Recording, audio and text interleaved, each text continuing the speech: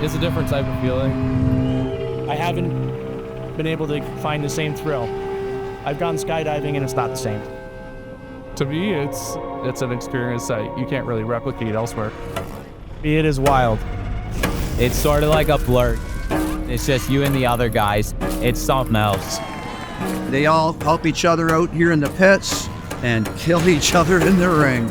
This is much more than just Demolition Derby. This is family.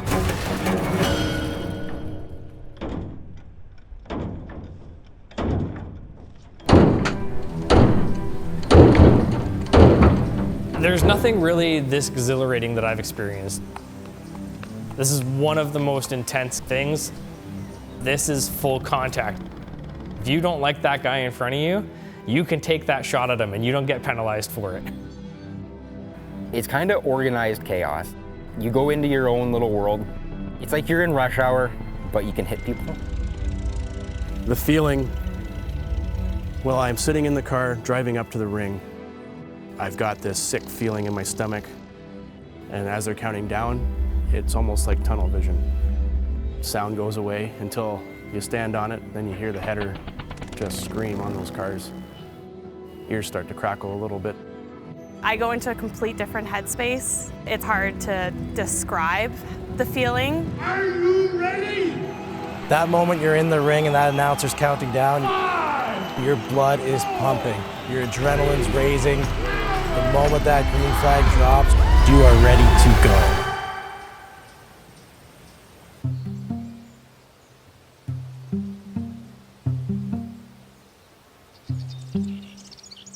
Coming out, this car's actually pretty rotten. Hopefully the seat doesn't come out the bottom when I'm racing. I hope it does and I can laugh. I'm getting thirsty. Hey, KFT yet? Morning fluids. He can strip a car like nobody. He's fast. I'm more meticulous. I try to do all the front end work as he's stripping the rest of the car. So this car is a figure 8 race car that I've had, we built it this year. Between races, it really depends on how much damage the car sustains the night before. You get through some races where it's pretty straightforward and you come out clean, and you get through other races where you make a bad choice and you end up taking off the front end of the car and you have to rebuild things. On weekends like this, if we're running every single night, we'll get about 4 hours of sleep. You got 4 hours? You spend all season fixing your car after every race. You don't win every race. You go home empty-handed. You're improving your skill for next time.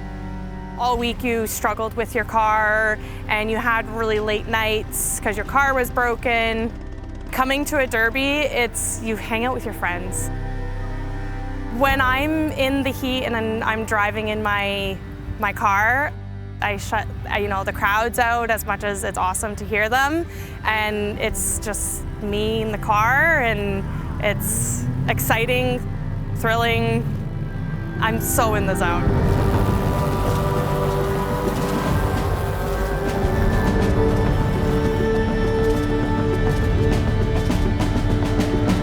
The first 2 years that we ran, we broke literally every single race. It's, super frustrating, and it was a learning experience, but you always have to keep pushing forward and never give up.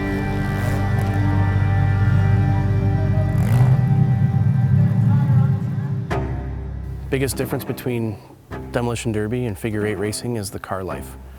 Figure 8 is 2 blocks in formation, and then you're racing in a figure 8, crossing through the intersection where contact is allowed. Figure 8 is full contact dirty racing. That's 100% what it is. A lot of us that run the figure 8 shows, we're trying to make our car last the season, not just an event. You zone in, you're only looking at the block.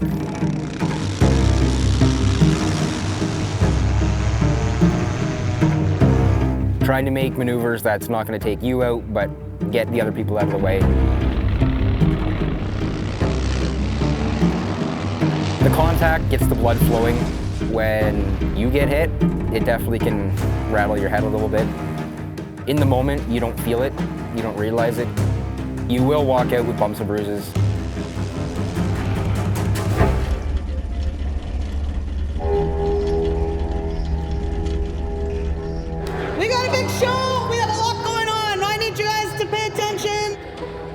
I know you guys all know how to play the game. Please, for the love of God, do not make the firewall shot on the driver's side unless you are 100% certain you're hitting that firewall. Picture yourself as a horse with blinders on. If you make the wrong call, you can seriously hurt yourself or somebody else. When another car is coming in, it can be pretty intense. You don't really know how fast they're going and what kind of car they have and how it's built. I completely smoked a block when I was driving a democross car and my seatbelt locked. At one point I thought I broke my collarbone.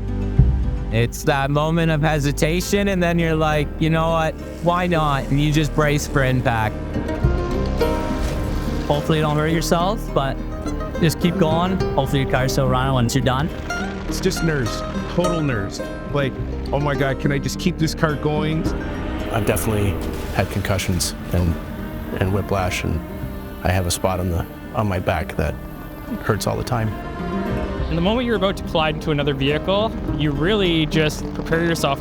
Say, I'm doing this, I'm driving through you. You're in my way. You don't know what's gonna happen. You can get hurt. The Powderpuffs were started because there was a bunch of females that don't want to drive with the men because you're literally racing for your life. The owners of Impact decided, let's do a Powderpuff figure eight. The outpouring of support for that heat became huge. Now they're discussing a point series next year for the Powderpuff women. It just became something because there's a lot of females that want to do it, but it's tough to win or even make it a couple laps without, feeling extremely intimidated.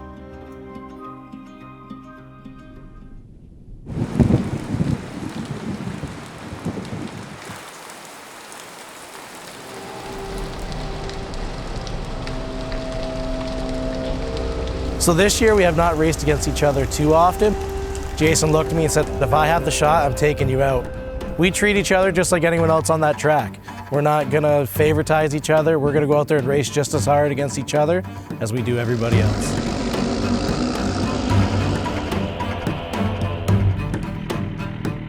For strategy, for figure eight, every time you hit somebody, you slow down. It takes that extra time to get caught up. The moment I'm about to collide with a car, if I'm doing the hitting, I can't wait to see what that car looks like when I crunch it. Me taking the hits, it sucks. It hurts. So we got all the cars back here. This one here, the 75 Caddy. We're gonna take it out next year. We're gonna drop an LS in it. It's gonna come in the garage over the winter. We're gonna run this one next year. We've got our Field of Dreams over here. We've got some that are maybe gonna be resurrected, maybe dead. We've got some parts cars, and we've got some that are being a little stubborn right now and don't want to start. They're supposed to run tomorrow, but we'll see how that goes. My grandfather owned a wrecking yard, so I was always fascinated with cars getting crushed. My grandfather had a big payloader.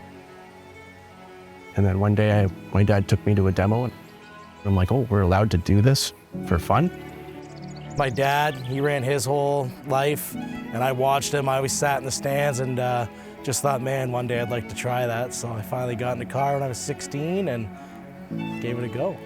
The very first derby, I was about 16 years old. I was driving a complete stock car that my dad and I built. And then one year I met Brandyn, and then we both got into it, and we've done figure eight ever since.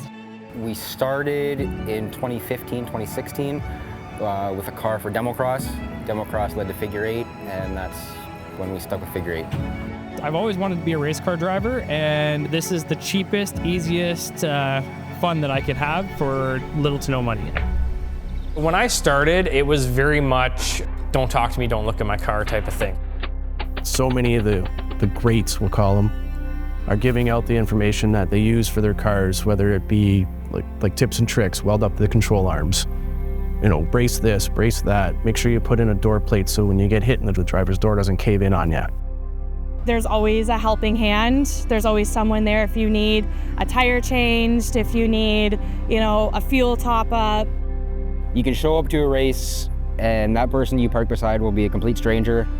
And by the end of the night, you can become friends. You come close together with helping with parts or working on the car in between heats, sharing fuel. It all comes down to little things like that. It's It's what brings everybody together. The sport of demolition derby and the sport of figure eight, it's at a point right now where cars are getting harder to find. It's not back 10 years ago when you could pick up a $250 car and have 10 of them. Nowadays, it's the cars are a lot less plentiful, they're a lot more computerized.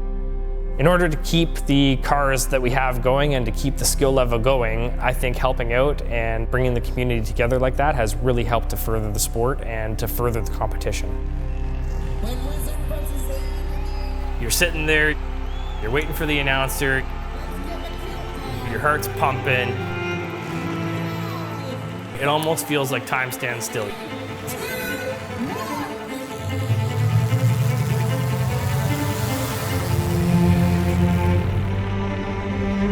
It's a feeling that can't be beat. You're not looking at what's beside you, you're only looking at what's ahead of you. When you're in the moment there and somebody's pushing you sideways and they're trying to spin you out, you've either got to steer out of it or you got to commit to hitting your brakes and spinning around and throwing that car into reverse and getting yourself the way that you've got to go.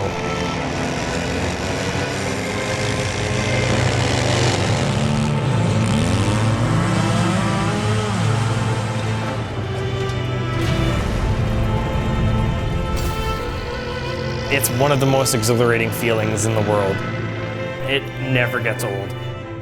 Every single time, it never gets old. As you're watching the race, you'll see everybody at the end jump out, run around, shake everyone's hand, it's awesome to see. It's a weird family, but it's definitely a family atmosphere. It will give the shirt off their back in order to help you get onto the track to compete against them. The derby community is amazing in that respect. It's hard to explain. It's just the emotion of like happiness. I've never found anything that's compared to the rush Demolition Derby has given me, not even close. That feeling can't be beat. I always get pumped up day of derby, day of racing. You got to take your driving skills along with your coordination, and you just go with it.